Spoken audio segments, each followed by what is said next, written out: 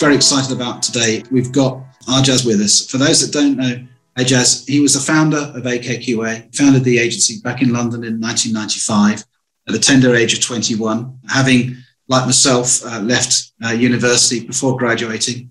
I think that's where the parallels pretty much end. The agency initially focused on digital products, product development, and one of their early clients was Richard Branson's Virgin, where he developed the first website that was capable of broadcasting live radio over the internet. Other initial clients included Microsoft and then BMW, where in fact we first met. And as it grew in the late 1990s, it added capabilities, including a consultancy arm. By 1999, it was the largest independent new media agency in the UK.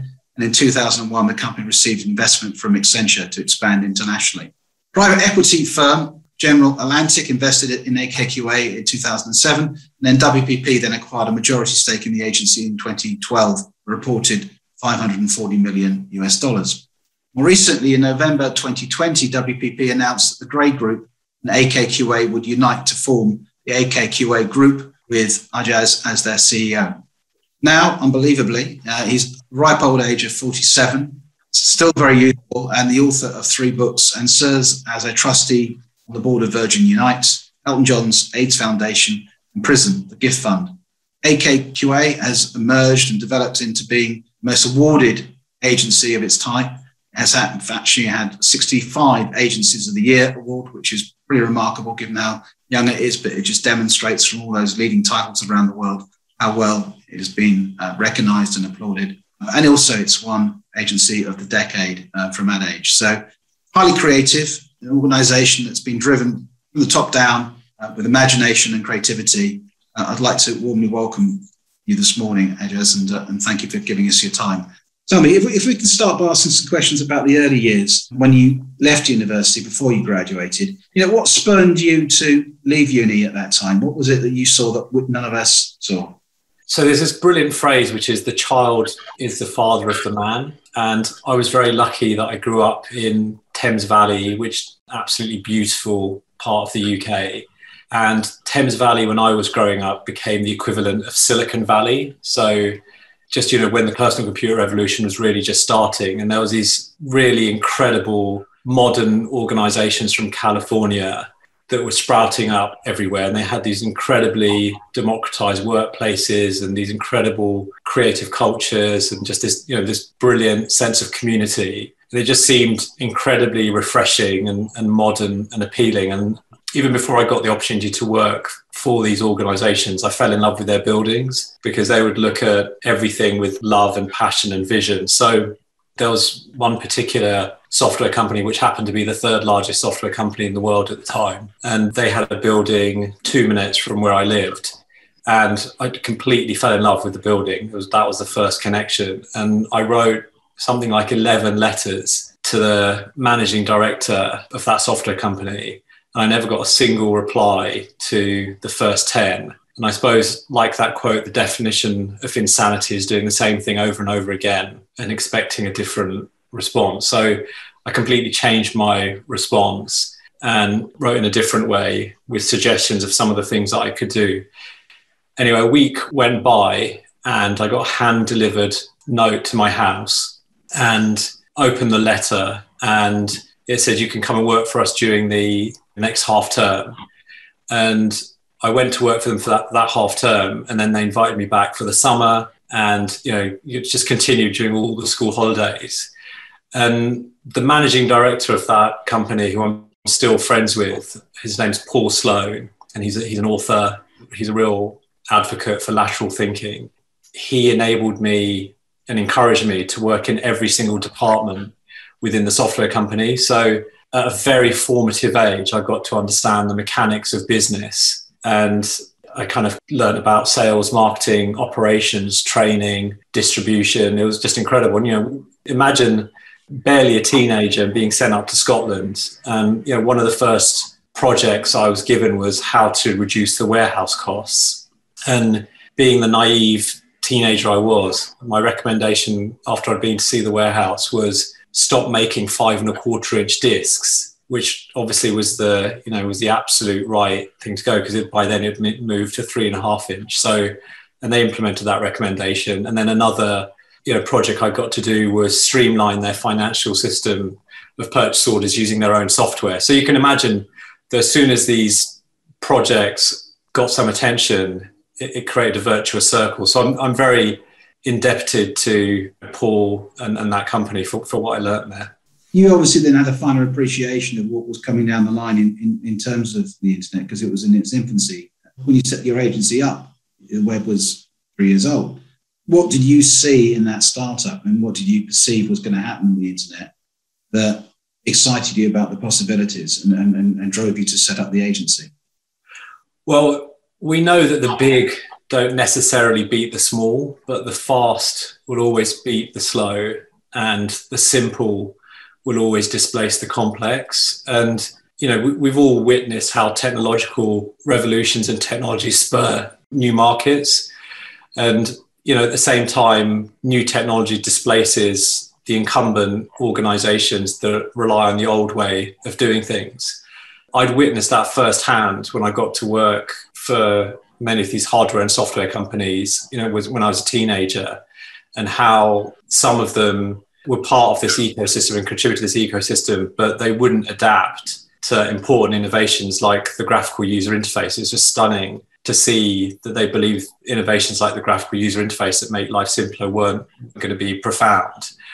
And so these organizations that were at one point quite legendary just started to lose their relevance because they thought the world wouldn't change as fast as it did, and the old way of doing things would still work. So I suppose with the PC revolution, I was just on the sidelines rather than a contributor. And I think because the internet enabled multimedia convergence, and it was clearly a technology that would enable a quantum leap, I suppose we wanted to contribute to its development. And I think it's just, in the same way that influencers 10 years ago have adopted social media, and organizations have, tapped into the power of social media, and how a lot of people have, tapped into the power of cryptocurrency and blockchain as well. So when you see these new technologies, which are going to fundamentally change and alter the way we experience life, I think it's important to adapt with them rather than expect the world is going to adapt to us.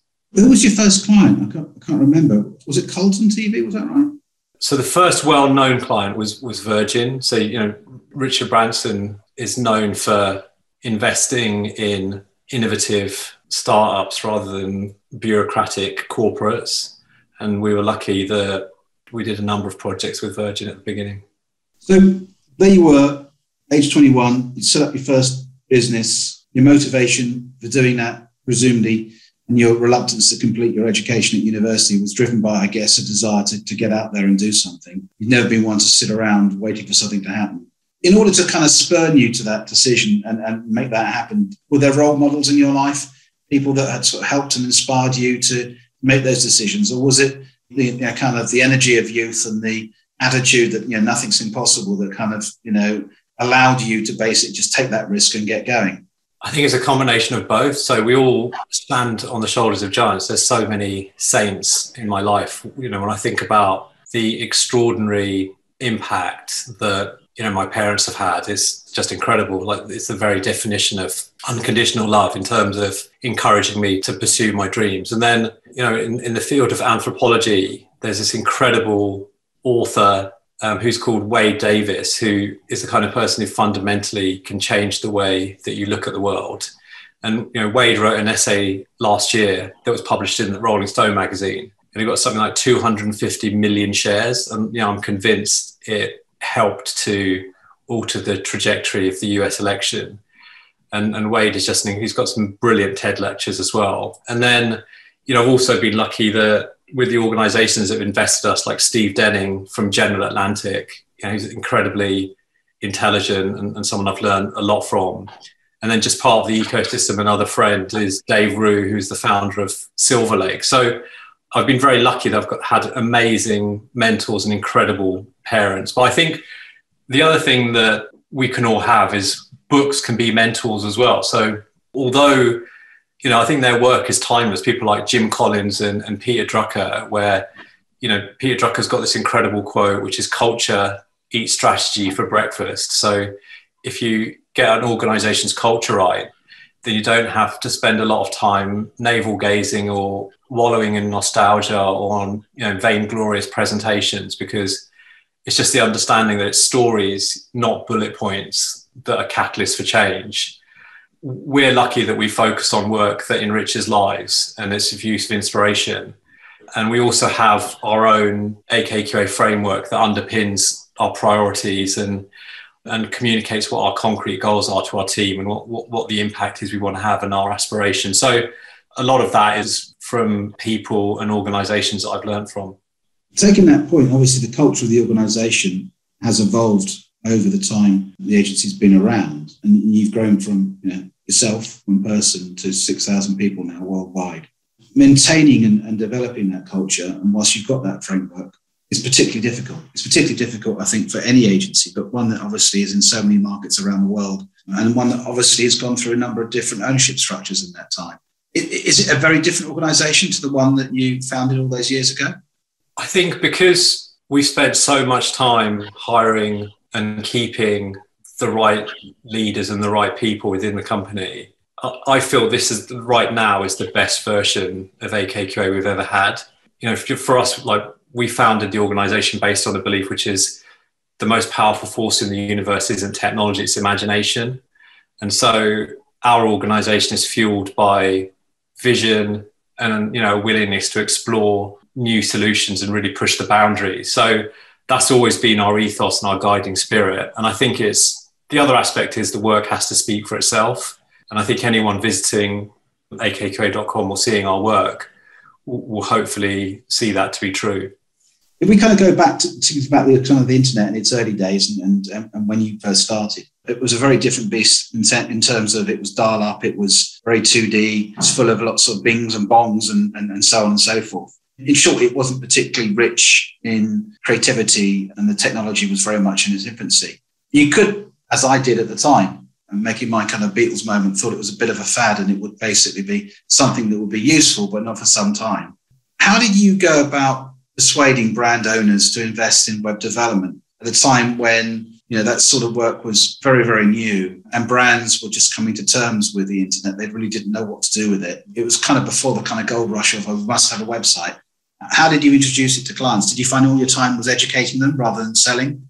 Yeah, so I suppose we were evangelical about the internet, showcasing the potential of it and opening people's minds to what it could help organizations and people to achieve. And so it was very much a case of don't tell me, show me. So we had to build prototypes of the ideas that we had. And so we had to demonstrate to the brands and organizations that it was possible to do so much more than, I suppose, the plonky version of the internet that they'd seen. And, at that time, everything was a world first. And, to a certain extent, a lot of the work we still do today in its own, it's often a world first as well. So, we were lucky that we demonstrated the examples of what the internet could be. And I suppose if we go back in time, you might remember that, when we launched the BMW work, Top Gear featured it. And, BMW was just absolutely over the moon when Top Gear ran a feature on how incredible the BMW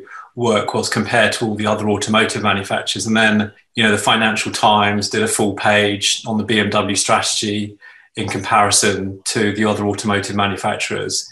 And then the Evening Standard did a half page with the headline, Motor Show's biggest hit is not even a real car. All of that third-party endorsement for the work we were doing really helped fuel more love and passion for the work we were doing. And, the fact is that the BMW could see the correlation between the work we were collaborating on and its ability to sell cars. So in many respects, it's still about contributing thinking and work that pushes things forward. But success and business success, has it changed the way you think? Has it changed the way you feel about what you do? I mean, what motivates you these days? Because when I got those photographs from your marketing department, they sent them across, and we published both a photograph at you age 21 and age 47, and it doesn't apparently seem to be any change. It's the Benjamin Button of digital marketing. Have you changed as a person, or do you think you're the same person you were all those years ago? I think I'd rather listen from other people and learn. And I always just feel it's a little bit indulgent or extravagant to kind of luxuriate in talking about ourselves. So, and maybe that's part of the reason why there's 3 books, because the 3rd book is called Defeat. And, from that you learn that from your deepest crisis can emerge your most profound triumphs. And adversity and crisis can really push you. And I don't spend much time dwelling on the past. And, I think it's important just to focus on the opportunities ahead. And we're lucky that we work in a all-encompassing field where, we're always stepping into new territory, and we're all trying to embrace the present with, passion and perseverance. And, we're celebrating life and just having hopefully the strength and hope and faith and determination to overcome, myriad difficulties. And we all know, because everyone's shared experience of the last year and a half, that none of us are immune to anxiety and struggles. And, that pandemic's created this standstill and really deprived humanity of this really essential physical contact. But this is going to re-emerge with intensity, and it already is. Yeah, as you rightly say, if you take a whole subject around adversity, the last 18 months, as you rightly say, has created huge challenges for humanity. But actually, what we also have witnessed is a significant increase in digitalisation and the shift for businesses to move, if they hadn't already done so, into online environments. We've seen obviously massive increase in sales for online retailing in particular, how we as consumers have adapted to the availability of products, and whether it's Amazon or anyone else for that matter. That's now very much part of our life and is here to stay. Looking ahead, do you envision there's going to be a increase and then therefore inevitably a counter reaction on the high street? Are we looking at a very different high street in the future with a very much more digitally focused environment? Are we seeing that, this way in which we buy and purchase now, is it here to stay, or would we like to go back to the high street, do you think? Well, I suppose there's the social aspect of the high street as a form of entertainment. That you see all these services that are starting to replace the immediacy, the convenience. So where people needed services and products straight away, that's an aspect of relevance to the high street. But I think, when you look at a lot of retailers, like you look at the news at John Lewis or Gap or Topshop, I think that really speaks volumes of what, many organisations are going through. That restructuring of the high street and what the high street could become is in part a function of obviously what's happened in the last 18 months, but it was changing rapidly before then. I think we all just feel there's been an acceleration in that change in this period as adversity has driven that. You said quite rightly, you don't dwell on the past, and you're much more focused on the possibility of the future. As a person, what do you personally want now for yourself and for the business? Yeah, so I suppose that when it comes to me personally, I have a sense of enoughness. And one of the questions you get often is, if you could go back in time to your 10-year-old self or your 21-year-old self, what would you change? And I've just always thought that everything is connected. Small changes just have enormous consequences. So the minute changes, and the major decisions can radically alter the trajectory of our lives. And there's so much serendipity. And I don't think I would change anything. And, when it comes to career, there's this great word, diversify. People say, you should diversify. And the thinking I have is don't diversify, because I feel like we're just getting started, and clearly there's some fantastic expertise and contribution being made. And we just involved in this continually evolving field that embraces art and science and economics and anthropology, hopefully always pushing the boundaries and always learning something. So that in itself is very enriching. And and the other aspect is that we've all learned because of the last year that you can't really take anything for granted, that health is a crown that only the sick can see. And we've all experienced just how health is such a is majestic in itself. So I think the tone of last year is that we are one human family and we have to look out for each other.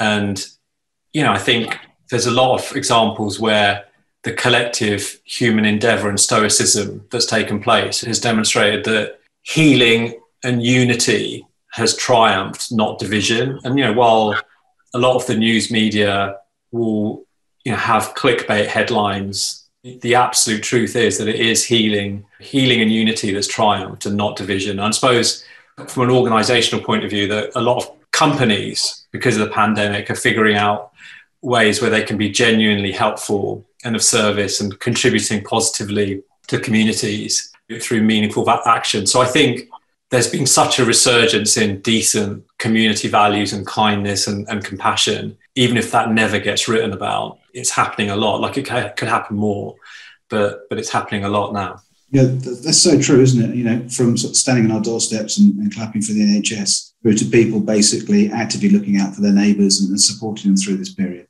And I hope that continues. I hope that, many people talk about lockdown 1 being a really brilliant time, how people actually were able to in their own environment, reevaluate what they want from life, and then work more closely to develop those relationships with the people around them.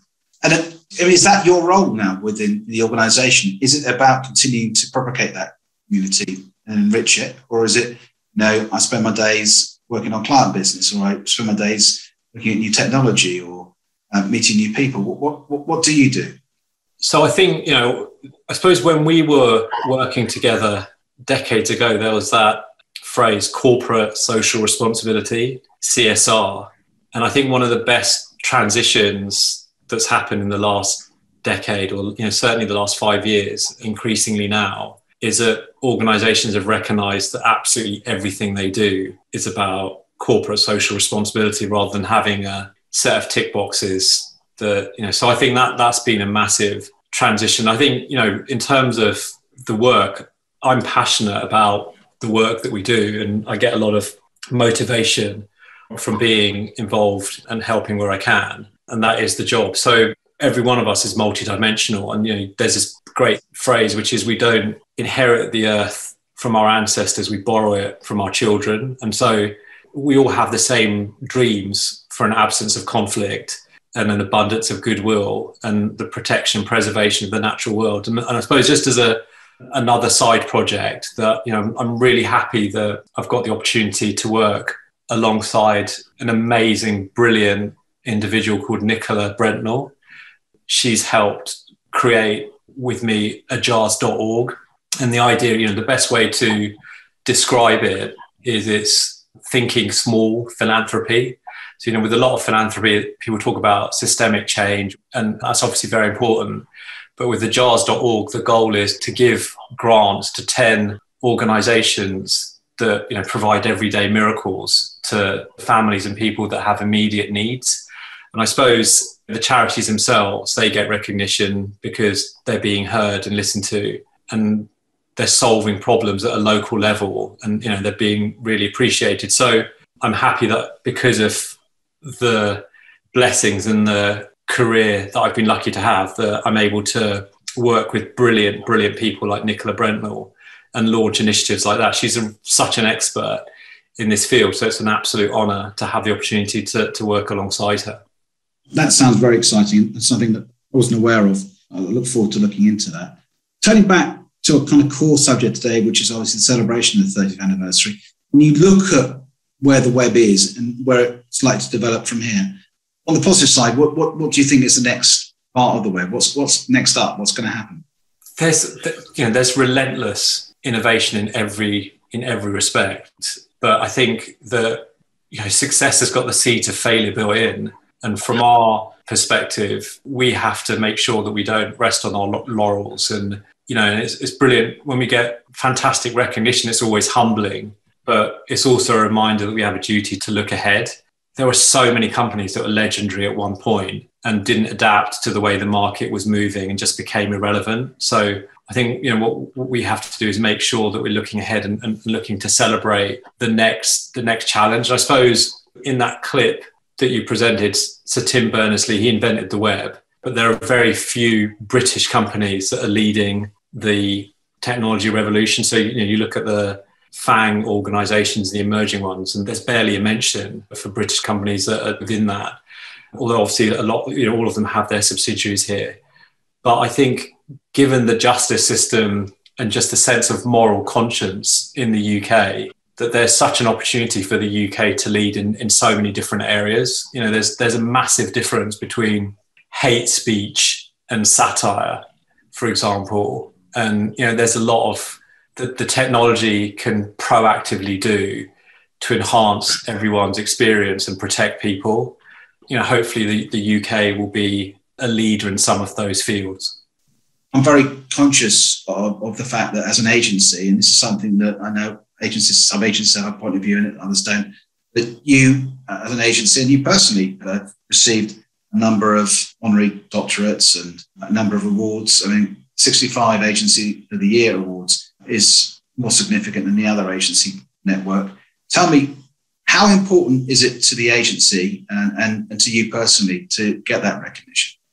I think those awards that are always received, with a sense of humility and, it's an absolute honour. They are a celebration of our collaboration with our clients, that none of the work or none of the recognition would be possible without brilliant people on the client side and brilliant people, at AKQA as well. So it's that those awards are a celebration of that collaboration and that kind of meeting of minds and the opportunity, I suppose, to learn and imagine and create and just leap out of normality to produce visionary work. And, it's obviously wonderful and we're very grateful for them.